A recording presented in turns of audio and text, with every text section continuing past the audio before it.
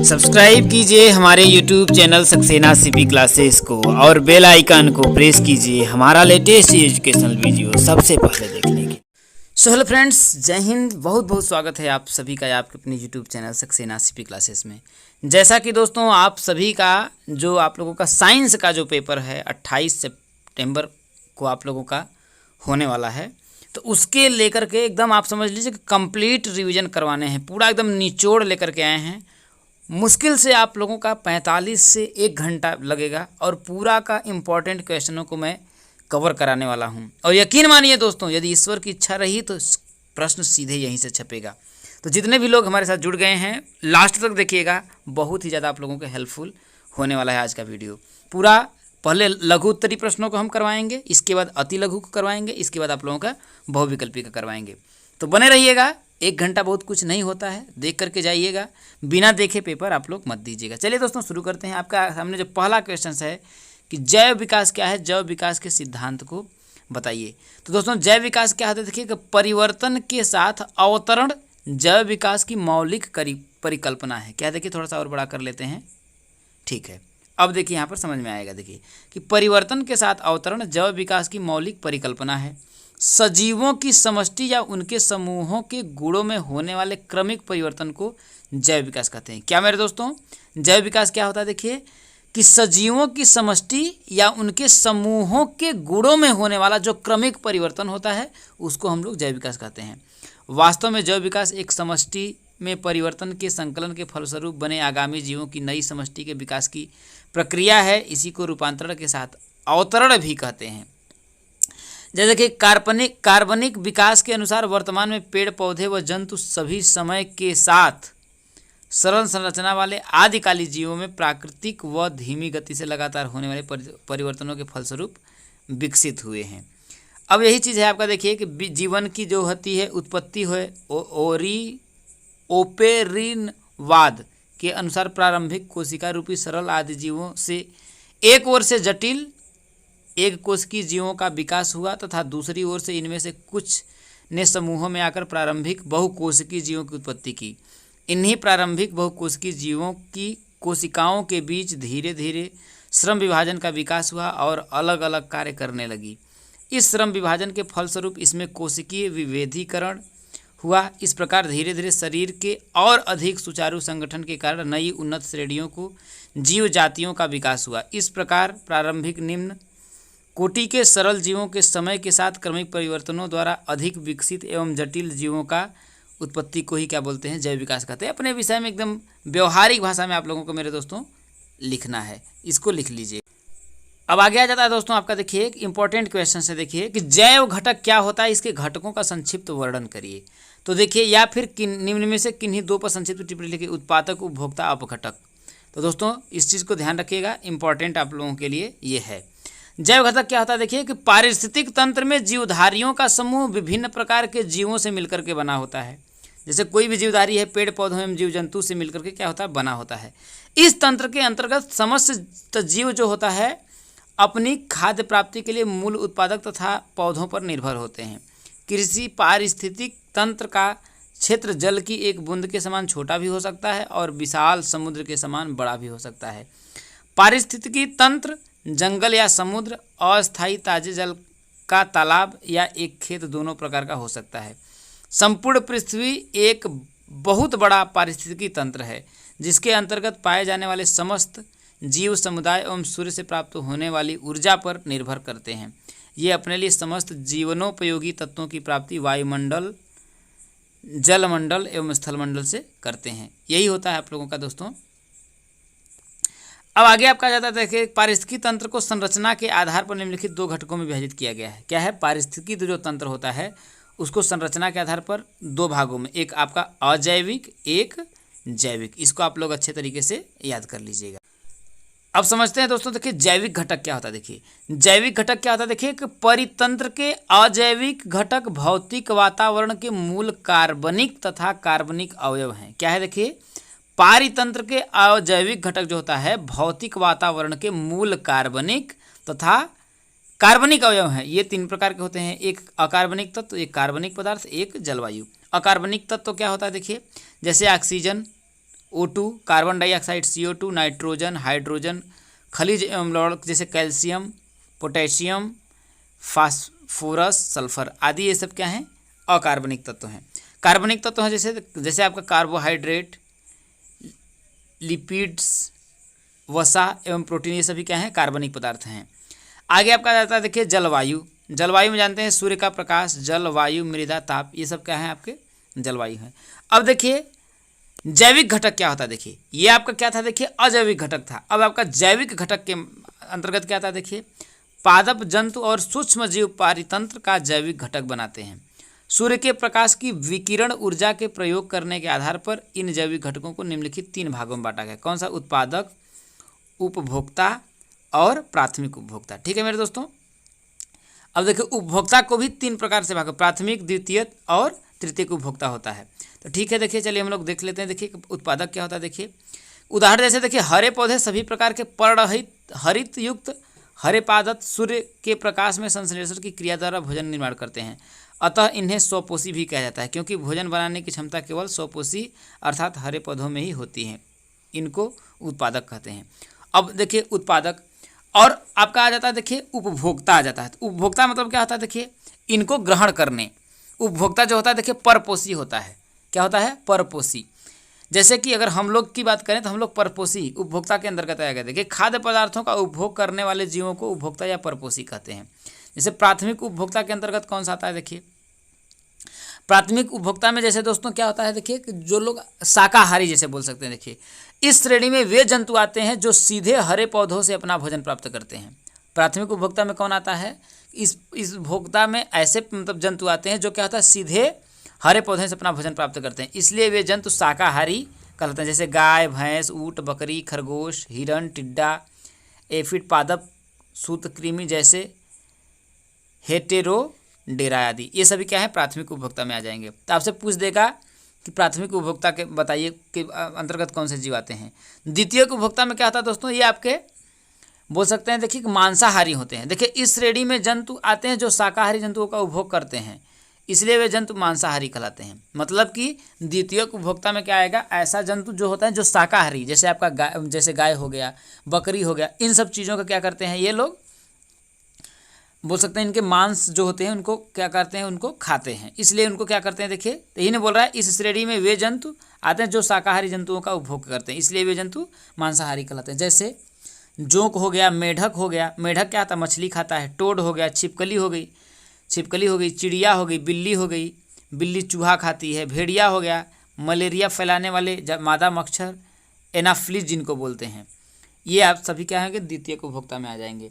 आपका आ जाता है देखिए तृतीयक उपभोक्ता। तृतीयक उपभोक्ता में क्या आता है? देखिए जैसे बोल सकते हैं देखिए कि सर्वाहारी, ऐसे समय इस श्रेणी में वे जंतु आते हैं जो द्वितीयक उपभोक्ताओं मांसाहारी जंतुओं को अपना शिकार बनाते हैं। जो क्या करते हैं? देखिए तृतीय उपभोक्ता में क्या आएगा? मांसाहारी जंतुओं को क्या करते हैं? अपना भोजक बनाते हैं। जैसे सर्प, बाज, सिंह, बाघ, ये क्या होते हैं? मांसाहारी जंतुओं को अपना भोजन बताते हैं। देखिए हम लोगों ने क्या पढ़ लिया? देखिए उत्पादक, देखिए उपभोक्ता पढ़ लिया। अब आगे पढ़ेंगे हम लोग तीसरा अपघटक। क्या पढ़ेंगे दोस्तों? अपघटक। अपघटक क्या होता है? देखिए एवं अपरभोजी जो बोलते हैं। ये देखिए मृतक परपोषी या मृतक पोषी जीव मृत पौधों व जंतुओं के शरीर का अपघटन करते हैं, इन्हें अपघटक कहते हैं।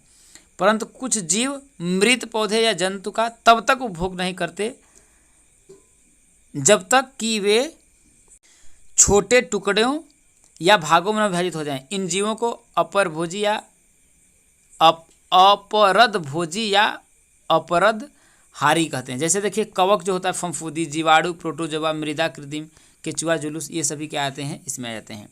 आगे देखिए आपका रक्त को कितने वर्ग में विभाजित किया गया है? तो रक्त को दोस्तों 4 भागों में विभाजित किया गया है। कौन सा? देखिए ए होता है आपका, बी होता है, और आपका क्या होता है? ए बी होता है, और ओ होता है। अब ए का पॉजिटिव भी हो सकता है, नेगेटिव भी हो सकता है। इस तरीके से देखा जाए, बी का पॉजिटिव, बी का नेगेटिव, ए बी का पॉजिटिव, ए बी का नेगेटिव, तो इस तरीके से आपका आता है। तो देखिए आगे देखिए कि देखिए आपका यहाँ ये बोला है कि रक्त वर्ग का पता सर्वप्रथम कार्ल लैंडस्टीनर नामक वैज्ञानिक ने लगाया था। किसने? आपसे पूछा जा सकता है कि रक्त का पता किसने लगाया था? तो आपका आ जाएगा देखिए कार्ल लैंडस्टीनर ने। कब? 1868 से 1943 में लगाया था। और रक्त को कितने भागों में? 4 भागों में बांटा गया है। आगे देखिए यही है देखिए आपका, देखिए रुधिर ए, प्रतिजन जो एंटीजन ए होता है, प्रतिरक्षी क्या होता है, एंटीबॉडी बी होता है, बी का बी ए होता है, ए बी का होता है देखिए एंटीबॉडी कोई नहीं, किसी को ज़रूरत नहीं है, ओ को कोई नहीं, ए बी, ए और बी। अब देखिए प्रतिरक्षी क्या होता है, आपसे पूछा जा सकता है देखिए कि प्रतिरक्षी, तो प्रतिरक्षी क्या होता है, ये प्रोटीन के बने होते हैं जो प्लाज्मा में पाए जाते हैं, ये दो प्रकार के होते हैं, ए और बी। प्रतिरक्षी क्या होता है दोस्तों, ये प्रोटीन के बने होते हैं, ये जो कहाँ पाए जाते हैं, आपके प्लाज्मा में पाए जाते हैं, और ये दो प्रकार के होते हैं, ए और बी। प्रतिजन क्या होता है दोस्तों, ये ग्लाइकोप्रोटीन के बने होते हैं, ये किसके बने होते हैं, ग्लाइकोप्रोटीन के बने होते हैं जो आरबीसी से चिपके रहते हैं, ये भी दो प्रकार के होते हैं, ए और बी।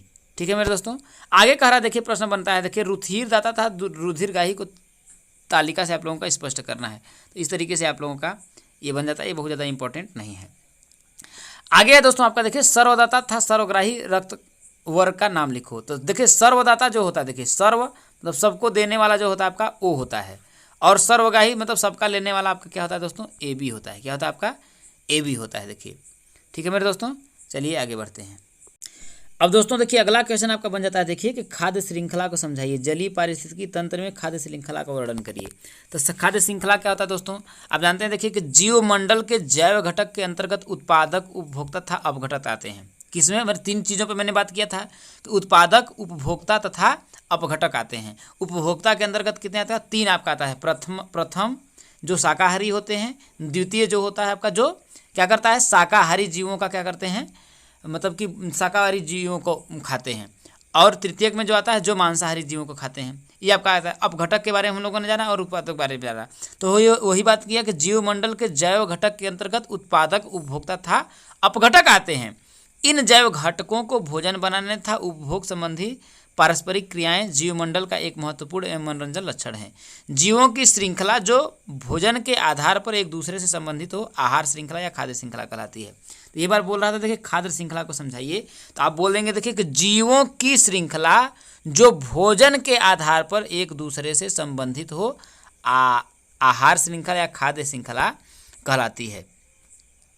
अब आगे देखिए आपका यही बात बोल रहा है, देखिए कि आहार श्रृंखला में उत्पादक तथा उपभोक्ता पारिस्थितिकी तंत्र जीवमंडल को कोई निश्चित संरचना प्रदान करते हैं, इसको पोषी स्तर कहते हैं।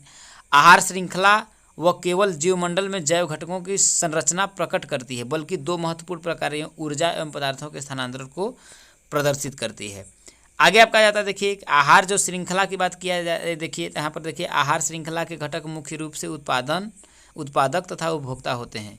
किसी क्षेत्र या आवास की आहार श्रृंखला का अध्ययन करने से हमें जीवों में होने वाले पारस्परिक क्रियाओं तथा उनकी परस्पर निर्भरता का ज्ञान हो जाता है। एक सरल आहार श्रृंखला में तीन स्तर होते हैं, उत्पादक, प्राथमिक उपभोक्ता और द्वितीयक उपभोक्ता। कौन कौन सा, उत्पादक, प्राथमिक उपभोक्ता और द्वितीयक उपभोक्ता होते हैं। आगे हम देखिए बात करें, देखिए तो कहा है कि जीवमंडल के जलीय परितंत्र में 5 रीतियाँ होती हैं, परंतु ये श्वास दल में पाई जाने वाली रीतियों से भिन्न होती है। इन्हें निम्नवत दर्शाया जा सकता है। देखिए प्रकाश संश्लेषी, शाकाहारी, मांसाहारी, मांसाहारी, मांसाहारी। जैसे देखिए प्रकाश संश्लेषी जैसे सवाल है, शाकाहारी में देखिए लघु जंतु, छोटा जंतु, मांसाहारी में छोटी जो मछली है, मांसाहारी में बड़ी मछली है, और मांसाहारी में आपका बृहत मछली है। तो ये जो होगा शैवाल जो हैं ये आपके उत्पादक होंगे, ये लघु जो जंतु हैं ये आपका उपभोक्ता होंगे। भाई ये भी तो खा रहे हैं, ये भी उपभोक्ता, ये भी खा रहे हैं, ये भी उपभोक्ता है, ये भी उपभोग। शैवाल से लेके ये जितने भी चीज़ें हैं क्या हैं, इनका उपभोग कर रहे हैं। देखिए शैवाल को लघु जंतु खा रहे हैं, लघु जंतु को जो छोटी मछली है ये खा रही है, इनको बड़ी मछली खा रही है, बड़ी मछली को आपका बृहत। इस तरीके से आप लोगों का ये है खाद्य जाल हो जाता है दोस्तों। आगे देखिए जलीय पारिस्थितिकी क्षेत्र में बड़ा चित्र जो है आप लोगों का ये दिखाया गया है। आगे देखिए आपका, देखिए क्वेश्चन आपका बन जाता है, देखिए इंपॉर्टेंट है कि पारिस्थितिकी तंत्र में खाद्य जाल को उदाहरण सहित समझाइए या खाद्य जाल को समझाइए। एक सरल खाद्य जाल का सचित्र वर्णन करिए। खाद्य जाल से आप क्या समझते हैं? तो देखिए दोस्तों यहाँ पर समझिएगा, देखिए कि लिखा है कि देखिए खाद्य जाल क्या होता है, जीवमंडल के विभिन्न क्षेत्रों में विभिन्न प्रकार की खाद्य श्रृंखलाएँ होती हैं। एक ही भूभाग में एक से अधिक प्रकार की खाद्य श्रृंखलाएँ सक्रिय हो सकती हैं। उदाहरण के लिए एक घास स्थल में निम्नलिखित 3 प्रकार की खाद्य श्रृंखलाएँ देखी जा सकती है। देखिए घास, अब घास में आपका मिलेगा क्या, मिलेगा आपका टिड्डा। घास को खाने के लिए टिड्डा मिलेगा, टिड्डा को खाने के लिए गिरगिट या छिपकली मिल जाएगी। जो देखिए टिड्डा आपका प्राथमिक होगा क्योंकि ये शाकाहारी है। गिरगिट मछली जो आपका क्या होगा आपका जो आपका किस में हो जाएगा, द्वितीय को उपभोक्ता हो जाएगा। और इस तरीके से आपका जो बाज हो जाएगा मेरे दोस्तों तृतीय, क्योंकि वो गिरगिट और छिपकली को खा सकता है। उसी तरीके से देखिए हरे पौधे हैं, हरे पौधे को कौन खाएगा, चूहा। चूहा जो होता है हरा पौधा खाएगा। अब चूहे को कौन खाएगा, बिल्ली या सांप खा सकता है, जो द्वितीय को उपभोक्ता है। अब इसको फिर सांप और शेर खा सकता है, जो तृतीय को उपभोक्ता में आ जाएगा। अब देखिए तीसरा आपका देखिए घास और पेड़ पौधे, उसको कौन खाएगा, खरगोश, भेड़ हिरन खाएंगे। इनको कौन खाएगा, भेड़िया, जो द्वितीय उपभोक्ता में अंदर आएगा। इनको कौन खाएगा, भेड़िया को, शेर और चीता, ये जो आपका तृतीय उपभोक्ता के अंतर्गत आ जाएगा।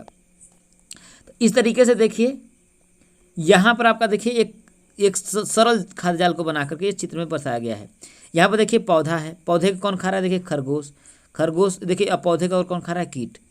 अब खरगोश को देखिए इधर बाज खा रहा है, इधर देखिए कीट इसको खा रहा है, कीट को कौन खा रहा है, मेढक, ठीक है। और पौधे को कौन खा रहा है, देखिए चूहा यहाँ से खा रहा है। अब देखिए ये देखिए प्रथम है, ये भी प्रथम है और ये भी आपके प्रथम है, लेकिन यहाँ से देखिए आपका ये द्वितीय हो गया, मेढक जो होता है द्वितीय उपभोक्ता हो गया। अब चूहा कौन खाएगा, देखिए सर्प, ये भी द्वितीय में आ जाएगा। बाज जो आपका आएगा देखिए इसको, क्योंकि इसको भी खा रहा है इसको भी खा रहा है, आपका तृतीय। इस तरीके से आपका खाद्य जाल बन जाता है दोस्तों। चलिए आगे देखिए आपका प्रश्न आपका बन जाता है, देखिए कि खाद्य जाल को समझाइए। एक सरल खाद्य जल का सचित्र वर्णन कीजिए। खाद्य जाल व खाद्य श्रृंखला में अंतर स्पष्ट करिए। तो खाद्य श्रृंखला अलग देखिए, खाद्य जाल आपका अलग हो जाता है। तो खाद्य श्रृंखला क्या होता है दोस्तों, किसी भी पारितंत्र में जीवधारियों की ऐसी श्रृंखला जिसमें एक जीवधारी दूसरे का उपभोग करता है या दूसरे का आहार बनता है, खाद्य श्रृंखला कहलाती है। अभी मैंने बताया कि खाद्य श्रृंखला में क्या होता है, देखिए कि एक जीवधारी जो होता है दूसरे जीवधारी पे क्या होता है, आश्रित होता है, या दूसरे जीवधारी का क्या करता है, उपभोग करता है, वही क्या होता है। और उसका एक मतलब कि जो बोल सकते हैं ना कि मतलब कि एक जीवधारी दूसरे का उपभोक्ता करता है या दूसरे का आहार बनता है, यही खाद्य श्रृंखला कहलाता है। और खाद्य जाल क्या होता है दोस्तों, किसी भी पारितंत्र में विद्यमान अनेक खाद्य श्रृंखलाओं को परस्पर अंतर क्रिया से जो जटिल जाल बनता है उसे क्या बोलते हैं, खाद्य जाल कहते हैं। ठीक है मेरे दोस्तों। अब आगे आ जाता है देखिए आपका वही, देखिए कि खाद्य देखिए आहार श्रृंखला में जीवों की जो संख्या निश्चित 5 से 6 तक होती है, जबकि खाद्य जाल में जो होता है अनगिनत जीवधारी हो सकते हैं। खाद्य श्रृंखला में किसी जीवधारी का केवल एक निश्चित स्थान होता है। किसमें, खाद्य श्रृंखला में जो जीवधारी होता है उसका एक निश्चित स्थान होता है, जबकि खाद्य जाल में एक जीव विभिन्न खाद्य जाल श्रृंखलाओं में भिन्न भिन्न स्थान रह सकता है। आगे देखिए ये धातु था, अधातु में अंतर, ये आप लोगों का इंपॉर्टेंट है, इसको लगा लीजिएगा। तो धातु क्या होता है दोस्तों, धातु होता है अपारदर्शी होता है, और अधातु क्या होता है, देखिए अधातु पारदर्शी, अपारदर्शी था, पारभासी, तीनों होता है। आगे देखिए क्षारीय प्रवृत्ति की अगर बारे में बात करूँ तो धातु के ऑक्साइड क्या होते हैं, क्षारु होते हैं, लेकिन अधातु के जो ऑक्साइड होते हैं वो क्या होते हैं, अम्लीय होते हैं। ध्वनि की बात करें देखिए तो ध्वनि किसी वस्तु से टकराने पर, जो धातु होता है किसी वस्तु से टकराने पर ध्वनि उत्पन्न करते हैं, जबकि जो अधातु होता है किसी वस्तु से टकराने के बाद कोई भी ध्वनि उत्पन्न नहीं करता है। तो यही सब आप लोगों के कुछ इंपॉर्टेंट हैं, इसको आप लोग देख सकते हैं। अवस्था के बारे में दिया है, चमक के बारे में, मिश्र धातु, अम्लों के बारे में, तो ज़्यादा नहीं। जैसे देखिए चालकता क्या है, देखिए सभी जो धातु होते हैं वो क्या होते हैं, सुचालक होते हैं, जबकि ग्रेफाइट तथा कार्बन के अतिरिक्त अधातु क्या होते हैं, देखिए कुचालक होते हैं। तो इन सब चीज़ों का आप लोग ध्यान रखिएगा। अब आगे जाता है दोस्तों, देखिए कि निस्तापन व भर्जन से आप क्या समझते हैं, उदाहरण देकर के समझाइए। तो निस्तापन क्या होता है दोस्तों, कि निस्तापन प्रक्रम में सांद्रित अयस्क को, किसको, सांद्रित अयस्क को उसके गलनांक से कम ताप पर वायु की अनुपस्थिति में गर्म करने पर। जैसे क्या होता है, देखिए निस्तापन जो होता है कि जो सांद्रित अयस्क होता है उसका जो गलनांक होता है उसके कम ताप पर, जैसे आपका देखिए कोई तार होता है, देखिए उसका एक गलनांक होता है कि इतने ताप के बाद ये क्या होगा, गल जाएगा। तो वही कह रहा है कि सांद्रित अयस्क को उसके गलनांक से कम ताप पर वायु की अनुपस्थिति में गर्म करते हैं। इसमें अयस्क में उपस्थित नमी तथा अयस्क वाष्पशील उपद्रव उड़ जाते हैं तथा धातु कार्बोनेट पर धातु ऑक्साइड में परिवर्तित हो जाते हैं। निस्तापन के पश्चात प्राप्त होने वाले पदार्थ में धातु की प्रतिशत मात्रा अधिक होती है तथा प्राप्त ठोस संरंध्र होता है। निस्तापन जो होता है परावर्ती भट्टी में किया जाता है। निस्तापन जो होता है कहाँ पर, परावर्ती भट्टी में किया जाता है। अयस्कों के निस्तापन में होने वाली रासायनिक अभिक्रियाएं जो है आपका यहाँ पर दिया गया है, देखिए ये देख सकते हैं, देखिए बॉक्साइड का दिया है, देखिए Al2O3 2H2O को जब हम करेंगे देखिए तो ये क्या होगा, Al2O3 और 2H2O जो है आपका उड़ जाएगा, H2O हो जाएगा, पानी बन के उड़ जाएगा। यहाँ देखिए हेमेटाइड है या फिर 2O3 NH2O, तो Fe2O3 अलग हो जाएगा, इसका NH2O आपका अलग हो जाएगा मेरे दोस्तों। अब आगे जो है दोस्तों ये आपका बहुत ही ज़्यादा इंपॉर्टेंट है, वात्या भट्टी, जिसमें पूछा है कि वर्णन आपको करना है। देखिए, या वात्या भट्टी के कार्यविधि को समझाइए। तो वात्या भट्टी क्या होता है, देखिए इस भट्टी को वात्या भट्टी इस कारण से कहते हैं क्योंकि उच्च ताप प्राप्त करने के लिए इसमें वायु की तेज धारा प्रवाहित करते हैं। इसको वात्या भट्टी इसलिए कहते हैं कि इसमें उच्च ताप प्राप्त करने के लिए वायु की जो तेज धारा क्या करते हैं, प्रवाहित करते हैं। यह भट्टी जो होती है स्टील की बनी होती है तथा इसकी ऊंचाई 50 से 60 मीटर तथा अधिकतम चौड़ाई 14 मीटर हो सकती है। इसके अंदर की ओर अग्निशः ईंटें लगी होती हैं। भट्टी के मुंह पर घान को अंदर भेजने की व्यवस्था होती है। इसका इस भाग को हापर कहते हैं, जिसमें कप तथा कोन लगे होते हैं। भट्टी के निचले भाग में ट्वीयर व्यवस्था होती है, जिसकी सहायता से वायु लगभग इतना से धारा भट्टी में प्रवाहित हो जाती है। इस जो है आपका भट्टी से ताप ऊपर से नीचे की ओर बढ़ने पर बढ़ता है। इस सबसे ऊपरी खंड में इसका ताप 200 से 300 डिग्री सेल्सियस तथा सबसे नीचे के खंड में इसका ताप 1500 डिग्री सेल्सियस होता है। भट्टी के निचले भाग को चूल्हा या हर्थ कहते हैं। इस भाग में गलित धातु मल और गलित धातु एकत्रित होते हैं। हाथ में लगे दो निकाय द्वारों क्रमशः ऊपर के द्वारा अपचयन के पश्चात प्राप्त गलित धातु मल और निचले द्वारा गलित धातु बाहर निकालते रहते हैं। भट्टी का बीच का लंबा भाग जो दो शंकुओं बॉडी तथा बाँस से बना होता है शिफ्ट कहलाता है। ऊपर का लंबा जो शंकु होता है बॉडी व नीचे का छोटा शंकु स्टील के बने होते हैं तथा इसमें अग्निशः ईंटे का स्तर लगा होता है। तो इसी के बारे में वात्या भट्टी के बारे में आप लोग अपने तरीके से पढ़ लीजिएगा इसको, ये इंपॉर्टेंट है दोस्तों, आप लोगों का आ सकता है। आगे देखिए आपका कह रहा है, देखिए कि धातुओं को संक्षारण से कैसे बचा सकता है। संक्षारण मतलब दोस्तों होता है देखिए जंग लगने से कैसे बचा सकता है। तो पहला आपका बोल सकते हैं देखिए पेंट का लेप लगाकर, जैसे धातु हैं उनको पेंट का लेप लगा करके आप बचा सकते हैं। उसके ऊपर ग्रीस या तेल लगा करके बचा सकते हैं। पेंट देखिए धातुओं की वस्तुओं के सतह पर पेंट लगाकर उसे संक्षारण से बचाया जा सकता है। इसी कारण स्टील के फर्नीचर, लोहे के पुल, रेल के डिब्बे, बस ट्रक आदि को पेंट किया जाता है। हमारे घरों में भी लोहे और स्टील से बनी हुई कई वस्तुओं को पेंट किया जाता है ताकि वे जंग से सुरक्षित रहें। ग्रीस या तेल लगा करके गैल्वेनीकरण के द्वारा देखिए आपका होता है, देखिए ग्रीस या तेल लगा करके ग्रीस या तेल की परत भी धातु का वायु और नमी के संपर्क या समाप्त करके संक्षारण को रोकती है। जैसे अगर नॉर्मल तरीके से समझिए तो जब हम लोगों को बहुत ज़्यादा ठंडी लगती है तो हम लोग तेल लगाते हैं तो ठंडी क्या होती है, कम लगने लगती है। तो उस तरीके से वही ग्रीस या तेल लगा करके उसको कम किया जा सकता है दोस्तों। अगला जो आपका गैल्वेनीकरण के द्वारा, गैल्वेनीकरण क्या होता है, देखिए गैल्वेनीकरण देखिए कैसे किया जाता है। देखिए लोहा को जंग से बचाने के लिए लोहे की चादर या अन्य पात्र को पिघले हुए जस्ते में क्या करते हैं, आपका डुबो देते हैं, जिसके कारण लोहे पर जस्ते की एक क्या होती है, पतली परत चढ़ जाती है। इसी को क्या बोलते हैं दोस्तों, गैल्वेनीकरण करते हैं। तो गैल्वेनीकरण क्या होता है, देखिए पेंट समझ में आया, ग्रीस समझ में आया, अब गैल्वेनीकरण समझिए। गैल्वेनीकरण में जो होता है दोस्तों कि लोहा को जंग से बचाने के लिए लोहे की जो चादर होती है उसको क्या करते हैं दोस्तों, अन्य पात्र को पिघला हुआ जो जस्ता होता है उसी में डुबो देते हैं, जिससे कि उसकी एक क्या होती है, चादर क्या होती है, लोहे पर चढ़ जाती है, एक पतली परत जम जाती है। तो उसी को क्या बोलते हैं, गैल्वेनीकरण करते हैं। आगे आपका आ जाता है दोस्तों, देखिए कि ये बहुत ज़्यादा इंपॉर्टेंट है। मेंडलीव के आवर्त सारणी के समान विशेषताएं लिखिए। असंशोधित आधुनिक आवर्त सारणी में कितने वर्ग था, कितने आवर्त होते हैं। देखिए मेंडलीव के आवर्त सारणी की विशेषताएं के बारे में आप लोगों को पूछ रहा है। और आधुनिक आवर्त सारणी जानते ही हैं कि सबसे पहले मेंडलीव ने एक आवर्त सारणी बनाया, मतलब विशेषता यह है कि उन्होंने आवर्त सारणी बनाया और बोल सकते हैं कि तत्वों को रखने के लिए एक तरीका बताया। तो वही देखिए मेंडलीव के आवर्त नियम की बात क्या है, देखिए यही देखिए आपका बोल रहा है, देखिए कि मेंडलीव के आवर्त नियम के अनुसार तत्वों के भौतिक तथा रासायनिक गुण उनके द्रव्यमानों के आवर्ती फलन होते हैं। और इन्होंने देखिए तत्वों को क्या था, द्रव्यमानों के आधार पर नहीं, परमाणु क्रमांकों के आधार पर इसमें उन्होंने उसको अरेंज किया था। यही देखिए यही बात बोल रहा है, देखिए मेंडलीव ने सभी ज्ञात तत्वों को उनके बढ़ते हुए द्रव्यमानों के अनुसार व्यवस्थित करके एक सारणी बनाई, जिसे मेंडलीव की आवर्त सारणी कहते हैं।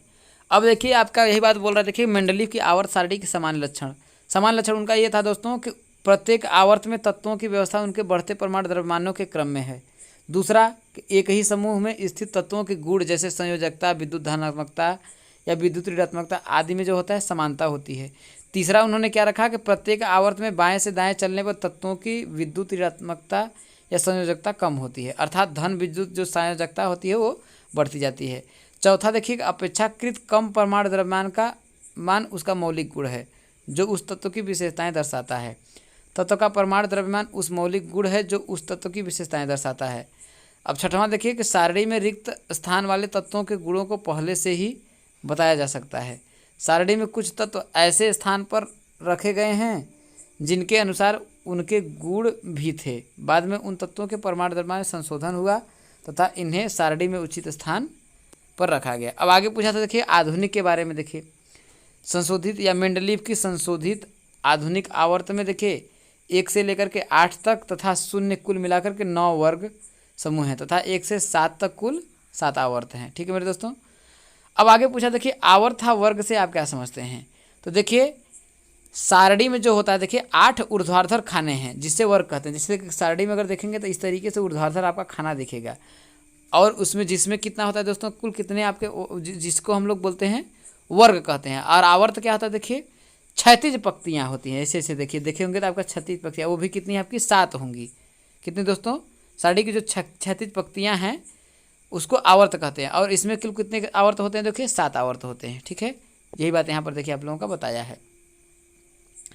आगे पूछा देखिए मेंडलीव की आवर्त सारणी के लाभ तथा दोषों का उल्लेख करिए। अगर हम लोग लाभ की बात करें दोस्तों तो मेंडलीव की आवर्त सारणी के जो गुण था देखिए कि सही परमाणु भार ज्ञात करने में सहायक।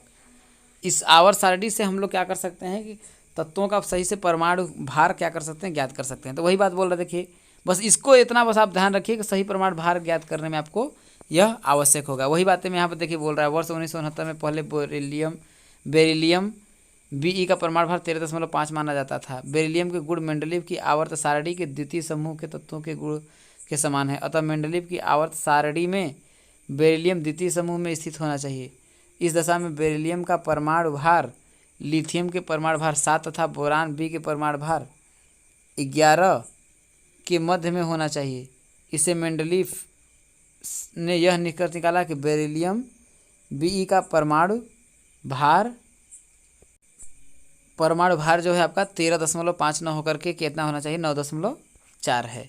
तो यही सब बारे में उन्होंने बताया। आगे देखिए नए तत्वों की खोज तथा अनुसंधान में आपका सहायक है। मेंडलीव की आवर्त सारणी का ये विशेषता है। आगे देखिए तत्वों के गुणों के अध्ययन में क्या है आपका सुविधा हुई। इस तरीके से आप लोग बहुत कुछ इसमें दोस्तों लिख सकते हैं।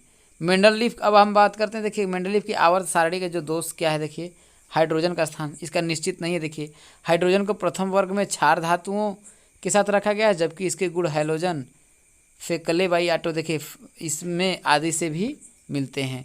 असमान तत्वों को एक साथ रखना इसमें रखा गया दोष है। समान तत्वों को अलग अलग रखना ये दोष है। देखिए दुर्लभ मेरा तत्वों का स्थान है। तो यही सब चीज़ें हैं आपका दोस्तों। समस्थानिक का स्थान और आपका देखिए अधिक परमाणु द्रव्यमान वाले तत्वों को कम परमाणु वाले तत्वों से पहले रखा गया। यही सब आपके क्या है। एक क्वेश्चन आपका पूछा जा सकता है दोस्तों। देखिए कि मेंडलीव के अनुसार संक्रमण तत्व क्या है। तो ध्यान रखिएगा मेंडलीव ने कहा कि चौथे 5वें तथा 6ठे आवर्त में के वर्ग 8 के तत्व संक्रमण तत्व कहलाते हैं। इस प्रकार मेंडलीव आवर्त सारणी में निम्नलिखित 90 संक्रमण तत्व हैं। जैसे चौथे आवर्त में आपका देखिए Fe CO कोबाल्ट निकिल ये सब आ जाता है। 5वें आवर्त में देखिए ये आपका आ जाता है। देखिए 6ठवें आवर्त में ये आपका आ जाता है। तो यही सब क्या है आपका दोस्तों संक्रमण तत्व हैं। और अगला जाता है दोस्तों आपका देखिए कि प्रत्यावर्ती धारा किसे कहते हैं। तो प्रत्यावर्ती धारा क्या होती है देखिए कि ऐसी धारा जो परिमाण और दिशा के में समय के साथ बदलती है तथा निश्चित समय के बाद उसी दिशा और परिमाण के साथ उसकी पुनरावृत्ति हो उसे परावर्ती धारा कहते हैं। ठीक है मेरे दोस्तों। आगे आ जाता है दोस्तों आपका देखिए कि चुंबक किसे कहते हैं। चुंबक कितने प्रकार के होते हैं। तो चुंबक क्या होता है दोस्तों कि बोल सकते हैं देखिए कि ऐसे पदार्थ जो लोहे या लोहे से बनी वस्तुओं को अपनी ओर खींचते हैं उसको चुंबक कहते हैं। चुंबक आपका दोस्तों 2 प्रकार का होता है। एक प्राकृतिक चुंबक होता है, एक कृत्रिम होता है। प्राकृतिक तो जो प्रकृति द्वारा बना हो, कृत्रिम जो आधुनिक रूप से बनाया गया हो।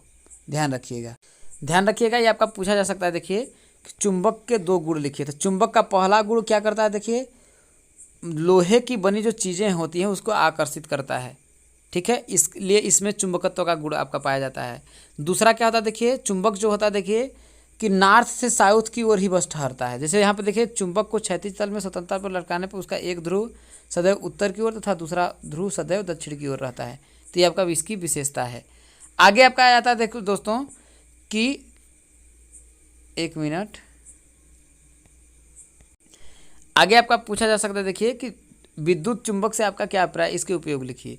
तो विद्युत चुंबक क्या होता है दोस्तों कि किसी नर्म लोहे की छड़ पर तांबे के पृथक्कृत तारों को लूप के आकार में लपेटकर उसमें धारा प्रवाहित की जाए तो नर्म लोहे की छड़ चुंबक के समान व्यवहार करने लगती है। क्या दोस्तों ध्यान रखिएगा, विद्युत चुंबक क्या होता है देखिए कि यदि नर्म लोहे की छड़ पर तांबे के पृथक्कृत तारों को लूप के आकार में लपेटकर उसमें धारा प्रवाहित की जाए तो नर्म लोहे की छड़ चुंबक के समान व्यवहार करने लगती है। इसका चुंबकत्व उस समय तक ही रहता है जब तक तांबे के तार में धारा प्रवाहित रहे। तो विद्युत धारा के प्रवाहित होने के कारण बने चुंबक को विद्युत चुंबक कहते हैं। किसमें? विद्युत धारा के प्रवाहित होने के कारण ही तो उसमें चुंबकत्व का गुण आ रहा है, इसलिए उसको विद्युत चुंबक कहते हैं दोस्तों। ठीक है, अब देखिए विद्युत चुंबक का जो उपयोग यहाँ पर बता रहा है, तो विद्युत चुंबक का उपयोग देखिए कारखानों में किया जाता है। जैसे आपका जो रेडियो होता है उसमें जो स्पीकर होता है उसमें प्रयोग किया जाता है। बड़े बड़े जो लोहे के टुकड़े होते हैं उनको उठाने के लिए किया जाता है। विद्युत चुंबक युक्त क्रेनों का भी प्रयोग क्या होता है, किया जाता है। आगे देखते दोस्तों आपका इंपॉर्टेंट है देखिए कि विद्युत विभवांतर से क्या समझते हैं। तो विद्युत विभवांतर का परिभाषा होता है दोस्तों कि अनंत से एकांक आवेश को किसी निश्चित बिंदु तक लाने के लिए किया गया जो कार्य है उस बिंदु का क्या होता है, बिंदु का विभव कहलाता है दोस्तों। ठीक है, तो विभवांतर का फार्मूला होता है देखिए व्यय ऊर्जा जूल में बटा के प्रवाहित आवेश कूलाम में। ठीक है दोस्तों, या फिर ऐसे भी बोल सकते हैं विभवांतर, ऐसे भी बोल सकते हैं देखिए कि किसी चालक के एक सिरे से दूसरे सिरे तक एकांक धन आवेश प्रवाहित होने में व्यय ऊर्जा को चालक के सिरों का विभवांतर कहते हैं। ठीक है मेरे दोस्तों, तो विभवांतर भी बराबर क्या होता है, डब्लू बटा के कूलाम। इसको याद रख लीजिएगा मेरे दोस्तों, क्योंकि इस पर आधारित आप लोगों का फार्मूला आ जाता है। देखिए भी बराबर क्या होता है, देखिए डब्लू बटा क्या होता है आपका क्यू होता है, क्यू से कूलाम। ठीक है मेरे दोस्तों, इस चीज़ को आप लोग ध्यान रखिएगा। आगे देखिए कि विद्युत धारा के खतरे से बचाने के लिए कौन कौन से उपाय आवश्यक हैं, संक्षेप में लिखिए। तो दोस्तों सिंपल बात, आग बुझाने के यंत्र काम करने की स्थिति में होने चाहिए। ट्यूब लाइट के बजाय एलईडी बल्ब का प्रयोग करें। इमरजेंसी के दौरान भागने के लिए सीढ़ियों एवं रिफ्यूज एरिया को खाली रखना चाहिए। तो यही सब आप लोगों की बातें आप लोगों को बताई जा रही हैं जो आप लोग जानते हैं। आगे आपका पूछ सकता है मेरे दोस्तों कि विद्युत धारा के प्रभाव। तो विद्युत धारा का एक चुंबकीय प्रभाव होता है, एक ऊष्मीय प्रभाव होता है। तो चुंबकीय प्रभाव क्या होता है दोस्तों, जो खींचने की क्षमता होता है। ठीक है, तो वही होता है देखिए किसी भी चालक में धारा प्रवाहित करने पर चालक के सभी तरफ के चुंबकीय क्षेत्र क्या होता है, उत्पन्न हो जाता है। इस क्रिया को विद्युत धारा का चुंबकीय प्रभाव कहते हैं। जैसे धारामापी को कार्य प्रणाली इसी प्रक्रिया पर आधारित है। ठीक है मेरे दोस्तों, आगे देखिए ऊष्मीय प्रभाव क्या होता है। देखिए आप जानते हैं जब उस पर देखिए क्या होता है, विद्युत धारा के प्रवाह से किसी चालक में ऊष्मा पैदा होने की प्रक्रिया को विद्युत धारा का ऊष्मीय प्रभाव कहते हैं। जब विद्युत धारा उसमें करेंगे तो क्या होता है, गर्म होने लगता है। और एक आपका होता है देखिए रासायनिक प्रभाव। तो रासायनिक प्रभाव क्या होता है दोस्तों, कुछ द्रव जैसे नमक का घोल, अम्ल और क्षार का जलीय घोल आदि विद्युत धारा प्रवाहित करने पर वे विघटित हो जाते हैं और इनमें रासायनिक क्रिया होने लगती है तथा घटना की विद्युत धारा का रासायनिक प्रभाव है। यही सब आप लोग कर सकते हैं। आगे देखिए दोस्तों आपका बहुत ही बढ़िया क्वेश्चन आपका पूछा गया था। देखिए कि दिए गए चित्र में ए तथा बी के बीच तुल्य प्रतिरोध की गणना करना है। तो ये आप लोगों का देखिए सबसे पहले देखिए इसमें देखिए ऐसा प्रश्न अगर आप आ जाएगा तो कैसे करेंगे। देखिए तो ये देखिए आपका श्रेणी है, ये श्रेणी है, ये आपका समांतर क्रम है। तो सबसे पहले इसको ये जो तीनों है उसको आप क्या करेंगे, श्रेणी क्रम में बदलेंगे। तो इस तरीके से जब आप करेंगे देखिए तो 1 बटा के आर बराबर 1 बटा के 2 हो जाएगा, 1 बटा के 3 हो जाएगा, 1 बटा के 4 हो जाएगा। इस तरीके से आर का मान निकाल लेंगे 12। तो ये आपका अब देखिए अब ये देख 1 ओम आपका हो जाएगा, देखिए 1 ओम। इसके बाद क्या हो जाएगा देखिए आपका देखिए 12 ओम। इसके बाद आपका 5 ओम। ये क्या आपका श्रेणी क्रम में होगा। तो सबको आपको बस जोड़ देना है। तो 12 5 17 1 18 ओम हो जाएगा। यही आपका तुल्य प्रतिरोध की गणना हो जाएगी। अब आगे आपका आ जाता है दोस्तों देखिए कि लाल रक्त कणिकाओं तथा श्वेत रक्त कणिकाओं का वर्णन कीजिए। तो लाल रक्त कणिकाएं होती देखिए ये क्या होते हैं, मनुष्य में लाल रक्त कणिकाएं गोल तस्तरी नुमा तथा दोनों ओर से चिपकी उभयावतल होती हैं। पुरुषों के 1 घन मिलीलीटर रक्त में इनकी संख्या 5.5 लाख तथा स्त्रियों में 4.5 लाख से 5 लाख तक होती है। ये समस्त रक्त कणिकाओं का 90% होती हैं। प्रत्येक लाल रक्त कणिका प्लाज्मा झिल्ली के आवरण से ढकी होती है और केंद्रक विहीन होती है। इनमें विभिन्न प्रकार के लवण, विकर तथा विटामिन होते हैं। इनमें हीमोग्लोबिन नामक रंगायुक्त प्रोटीन होता है। लाल रक्त कणिकाओं का देखिए जीवन काल अधिकतम 127 दिन का होता है। भ्रूण में आरबीसी, यकृत तथा प्लीहा में बनती है। श्वेत रक्त रुधिर कणिकाएं क्या होती है, देखिए ये क्या होती है, देखिए कि लाल रुधिर रक्त कणिकाओं की अपेक्षा बड़ी तथा केंद्रक युक्त कोशिकाएं होती हैं। किसमें अगर पूछा जाएगा कि केंद्रक किसमें पाया जाता है, देखिए तो श्वेत रक्त कणिकाओं में पाया जाता है। ठीक है, तो ये बात बोला, देखिए लाल रुधिर कणिकाओं की अपेक्षा बड़ी तथा केंद्रक युक्त कणिकाएं होती हैं। मनुष्य के 1 घन मिली रक्त में इनकी संख्या 5000 से 9000 तक होती है। रोगजनक अवस्था में यह संख्या बढ़ जाती है। श्वेत रक्त कणिकाएं अमीबा के समान अनियमित आकार की होती हैं। इनमें हीमोग्लोबिक वर्णक नहीं होता है, इसलिए ये रंगहीन होती है। ये प्लीहा में बनती है। इनका जीवन काल जो होता है 1 से 4 दिन का होता है मेरे दोस्तों, इस बात को आप लोग ध्यान रखिएगा। आगे आपका आ जाता है, देखिए रुधिर कणिकाएं जो होता है, आपका पूछ रहा है रुधिर कणिकाएं कितने प्रकार की होती हैं, उनके नाम तथा किसी एक रुधिर कणिका के कार्य लिखिए। रक्त कणिकाएं, देखिए रक्त का लगभग 40% भाग इसमें बनता है। यह 3 प्रकार की होती है, लाल रक्त कणिकाएं, श्वेत रक्त कणिकाएं और प्लेटलेट्स बोलते हैं जिसको। कौन सा? लाल रक्त कणिकाएं, श्वेत रक्त कणिकाएं और प्लेटलेट्स होता है।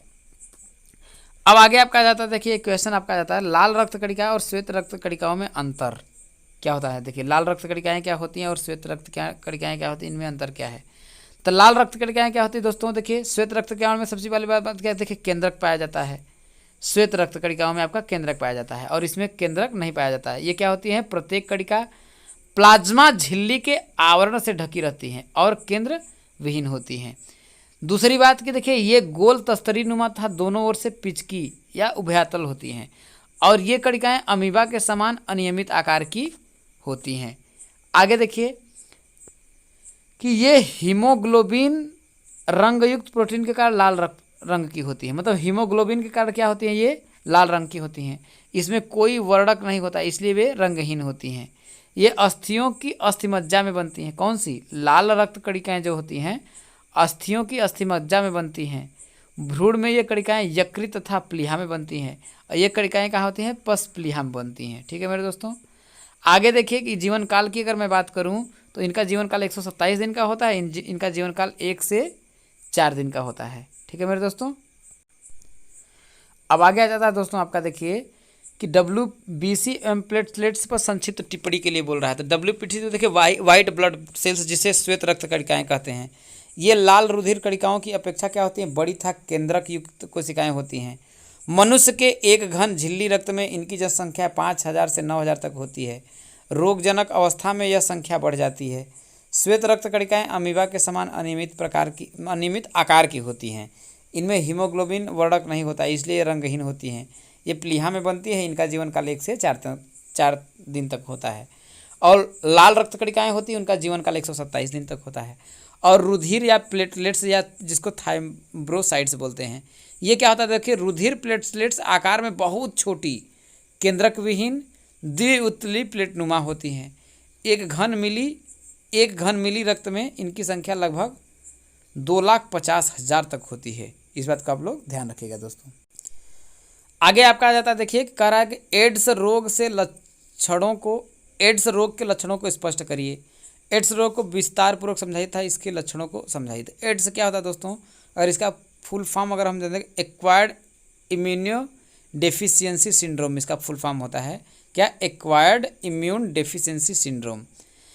अब देखिए सर्वप्रथम इसका देखिए 1981 में कैलिफोर्निया में एक समलिंगी पुरुष में मतलब कि इसको देखा गया। पहला देखिए कि जब तक संक्रमण क्या हो, देखिए वयस्कों में जब तक संक्रमण, असाध्य बीमारी, प्रतिरोध क्षमता में कमी और उच्च मृत्यु दर के लक्षण दिखे।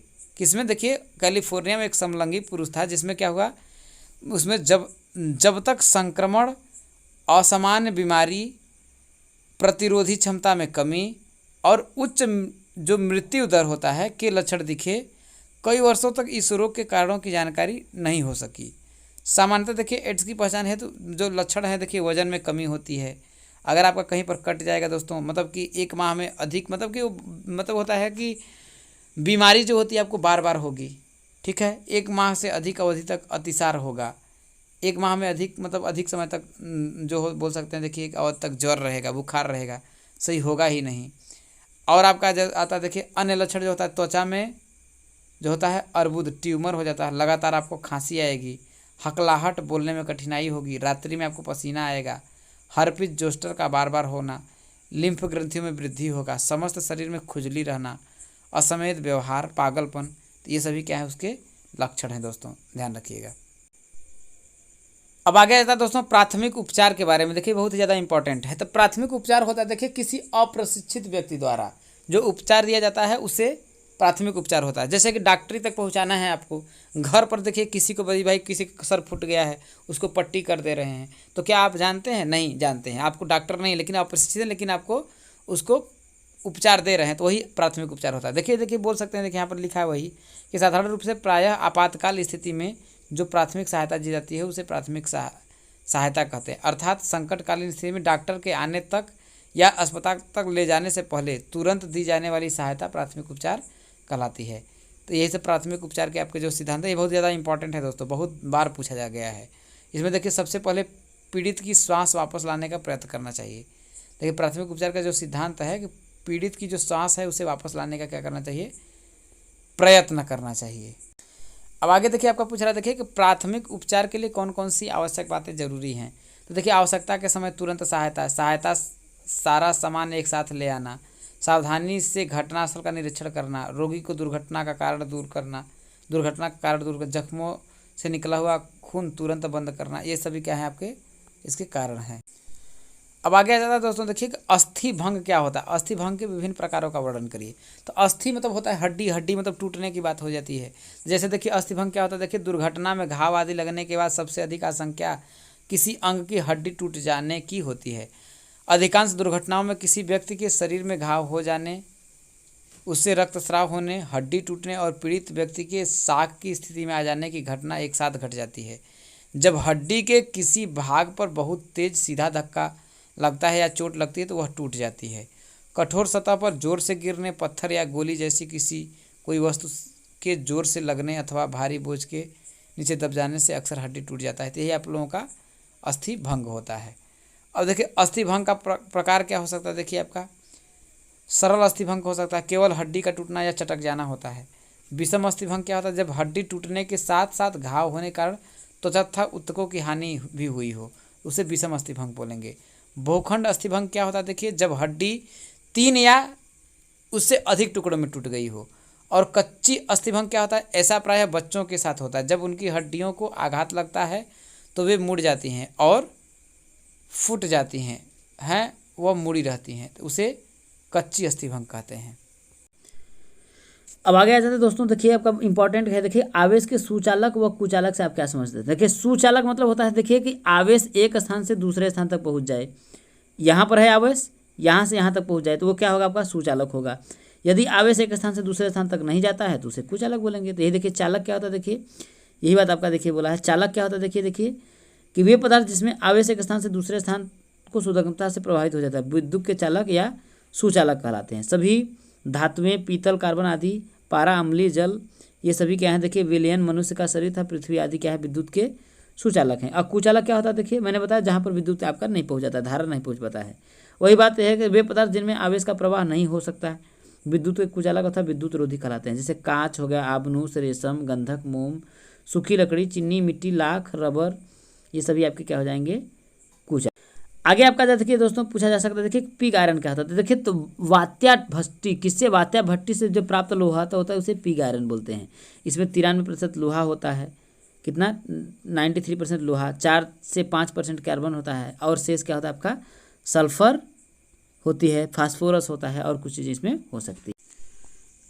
अगला है दोस्तों आपका देखिए कि ओम के नियम को परिभाषित कीजिए, प्रतिरोध व विद्युत में संबंध लिखिए। ओम का नियम क्या होता है, देखिए कि यदि ताप आदि भौतिक अवस्थाएं नियत रखी जाएं तो किसी प्रतिरोध के सिरों के बीच उत्पन्न जो विभवांतर होता है उससे प्रवाहित धारा के समानुपाती होता है, अर्थात V बराबर क्या होता है IR हो जाता है, ये कांस्टेंट हो जाता है। देखिए तो यही आप लोगों का ओम का नियम होता है।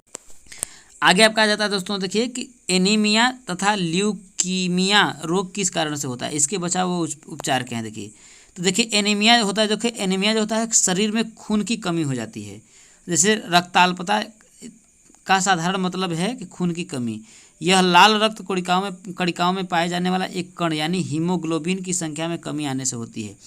हीमोग्लोबिन पूरे शरीर में ऑक्सीजन को प्रवाहित करता है। इसकी कमी होने पर शरीर में ऑक्सीजन की आपूर्ति में कमी आती है, जिसके कारण व्यक्ति में थकान और कमजोरी महसूस करता है। अब देखिए इसका बचाव और उपचार क्या हो सकता है। देखिए चिकित्सक की सलाह के अनुसार भोजन पर विशेष ध्यान देना चाहिए।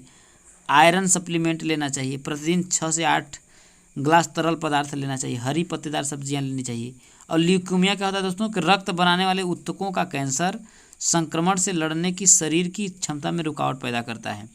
ल्यूकीमिया है रक्त या अस्थि मज्जा का कर्कट रोग। इसकी विशेषता रक्त कोशिकाओं सामान्य रूप से श्वेत रक्त कोशिकाओं का असामान्य बहुजन। उपचार क्या है दोस्तों, इसका उपचार आपका ये है, देखिए कि इसका उपचार औषधीय चिकित्सा के अनुसार किया जाता है। कुछ उपचार विकिरण चिकित्सा के द्वारा भी मरीजों की जीवन शैली में सुधार करते हुए अस्थि मज्जा के जमाव में कमी लगे या उपचार के बाद उचित देखभाल से आपका हो सकता है। ठीक है मेरे दोस्तों, देखभाल होता है। चलिए आगे बढ़ते हैं। देखिए आगे आपका देखिए पूछा है कि लोहे के अयस्क से पिग आयरन प्राप्त करने की प्रक्रिया का संक्षिप्त वर्णन करिए। तो देखिए पिग आयरन कहाँ से आपका प्राप्त किया जाता है, किस भट्टी से प्राप्त किया जाता है। देखिए अभी हमने आप लोगों को बताया था, अभी इससे पहले, ठीक है, मैंने बताया था। ठीक है, तो अयस्क को वायु की उपस्थिति में उसके गलनांक के कम ताप पर गर्म करके ऑक्साइड में परिवर्तित करने की प्रक्रिया को हम लोग भर्जन कहते हैं। ये बात मैंने बताया। भर्जन या निस्तापन के पश्चात प्रगलन की क्रिया एक विशेष प्रकार की भट्टी में की जाती है, जैसे जो मैंने बताया था वात्या भट्टी में होती है। जैसे देखिए मर्जित हेमेटाइट अयस्कों को कार्बन और चूना पत्थर के साथ मिलाकर वात्या भट्टी में प्रगलन करने पर विभिन्न क्रियाओं के पश्चात कच्चा लोहा जो होता है पिग आयरन प्राप्त होता है। वात्या भट्टी से प्राप्त लोहा पिग आयरन कहलाता है। तो सिंपल बात बोल सकते हैं, लोहे के अयस्क से पिग आयरन प्राप्त करने की प्रक्रिया का संक्षिप्त वर्णन। तो हम लोगों ने संक्षिप्त वर्णन कर दिया दोस्तों। आगे देखिए कह रहा, देखिए चुंबकीय बल रेखा किसे कहते हैं, या किसी क्षण चुंबक के चारों ओर चुंबकीय बल रेखाओं को दर्शाइए। तो परिभाषा क्या, देखिए कि यदि चुंबक के पास कोई चुंबकीय सुई कंपास सुई लाई जाए तो चुंबकीय सुई एक निश्चित दिशा में क्या होती है, ठहरती है। अब यदि चुंबकीय सुई की स्थिति बदल दी जाए तो उसके ठहरने की दिशा भी बदल जाती है। इसी प्रकार सुई एक वक्र पथ में क्या होती है, विचलित होती रहती है। इससे यह सिद्ध होता है कि चुंबकीय क्षेत्र के रेखा वक्र के रूप में होती है। इन्हीं वक्र रेखाओं को चुंबकीय क्षेत्र रेखाएं या बल रेखाएं कहते हैं। किसी भी चुंबक के चारों ओर का वह क्षेत्र जिसमें चुंबकीय प्रभाव का आगमन किया जा सकता है, उसी क्षेत्र को उसकी चुंबक का क्षेत्र कहते हैं। मेरे दोस्तों समझ में आया? उम्मीद करता हूँ समझ में आ गया हो।